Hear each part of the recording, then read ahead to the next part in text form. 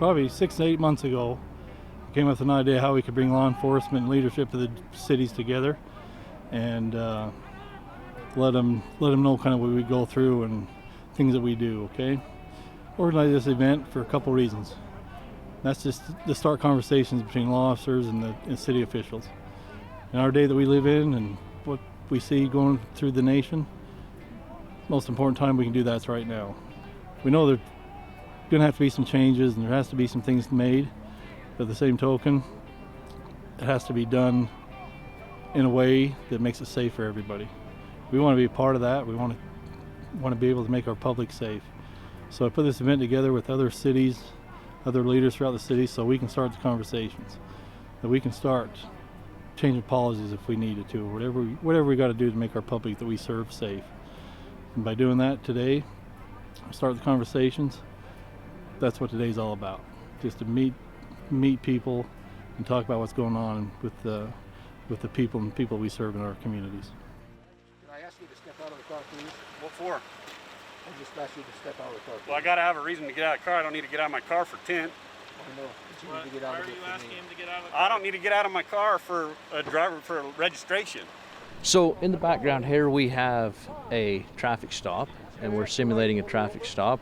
This is for an expired registration, a window tint violation, and so the two officers are coming up to talk to them, and then they eventually end up getting out of the car and want to argue that they don't have warrants and so forth, and it kind of escalates and escalates and escalates, and the driver eventually goes back to the car, reaches inside the car, pulls out a handgun and turns around and shoots the officer. Sir, it's not gonna work like that. It's working like that. I am not. Come on, you guys. Why are you harassing me? Hey, what is going on? Why are you guys harassing me? That's fine. Why are you harassing me? Don't put your hands anywhere where we can't see. I don't know. So one thing we want to do is we want to try to control the situation. We want to try to calm them down. We want to try to explain things. We don't want them to just be able to walk to and from the vehicle to get something out.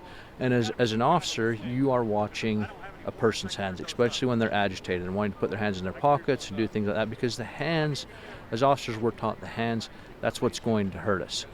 Any kind of a weapon is going to come from a person's hands, and so that's kind of what we're watching. So our priority is to de-escalate the situation, try to calm the person down, explain what it is that's going on, why they have warrants, so forth, and get them to comply and understand where we're coming from so that we can hopefully sort out the situation in a peaceful manner.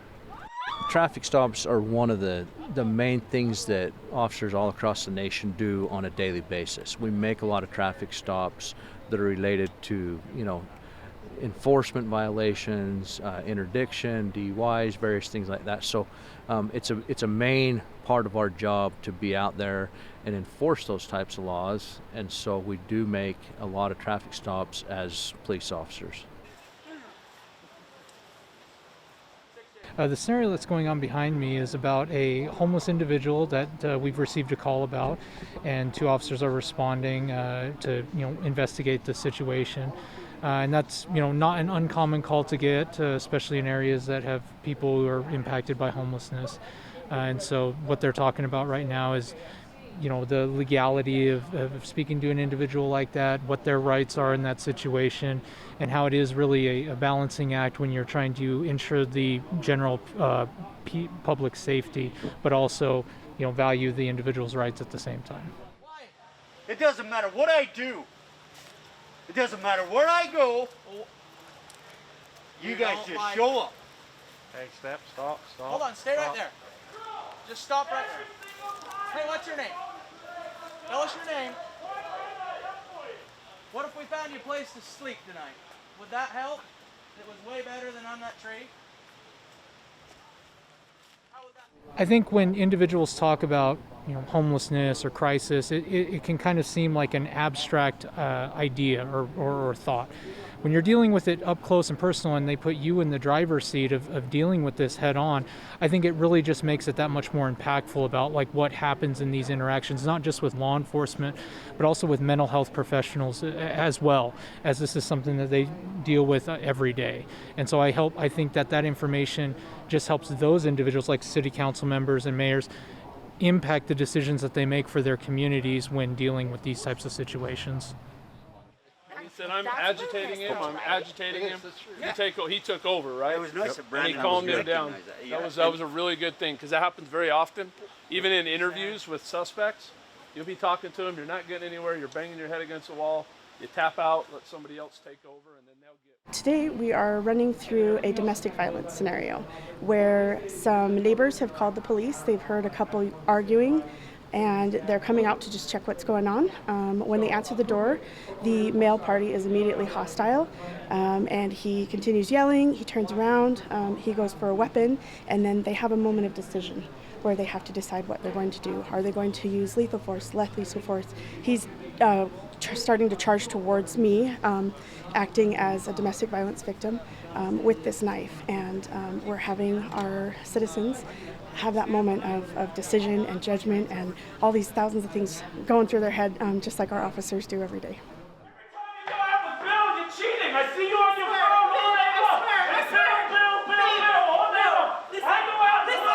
I go out, do everything, and you knock. 24/7. Please, I swear, babe, I swear it's not even true. Hello? Hello. I'm officer. Did you call the freaking cops? No, she didn't. What are you doing here? Come here. Please don't make Why the hell did you call the cops? She didn't call them. Stop.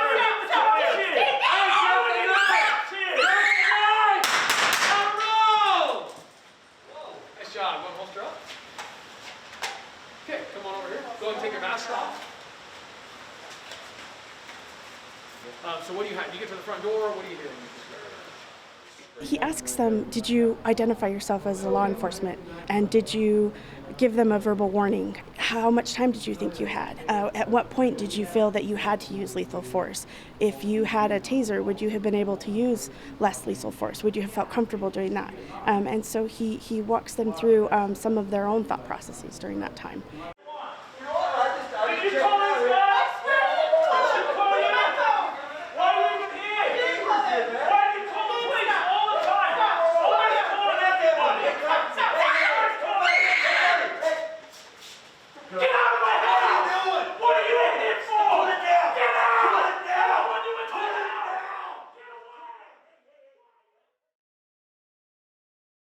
So this scenario here is we're at a city park.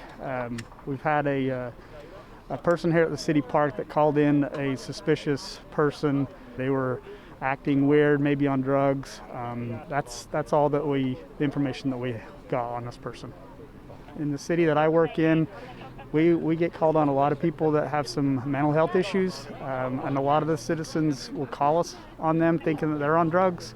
And they're not necessarily on drugs. They just have a mental health issue, and they have some episodes, and that's not against the law. So it's very difficult to determine if they're on drugs, intoxicated, or just have a mental illness. How are you today? What are you doing? I'm going home. Where are you going? Home. They're coming to get me. Oh, who's coming to get you? Get me, my family. Woo. What are you doing there, Beverly? Making a landing strip for them to get me. Okay. I gotta keep putting it out there. Okay. Beverly, how are you? So you're talking to home. No, they're in the way. That's Still? what I gotta make Where can I go, Bev? All right, Bev. Whole All right, area. Bev, stop. Whole Stop right area. there, Bev. Stop right there.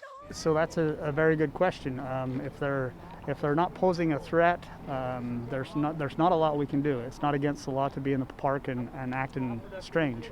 So those are the things that we want to talk to them and try to get a different aspect on what they're feeling and what their mental state is. So every day we're dealing with somebody that has a mental health issue, or they're intoxicated, or they're on drugs. So it's very important that they can see what our job is all about. It's okay. He won't bother you. That's right. I won't bother them, Don't leave. but I've got to protect the other people You're here in gonna the park. make them leave. They're leaving. There, I'll stand right back. If they don't, stay there. Stay there. Okay, out of roll. All right. I'm dead.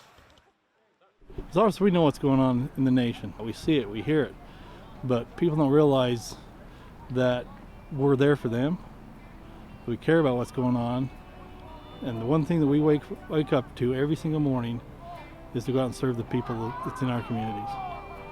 Okay, we want to make them safe. We want to make sure they get home every single night to their families.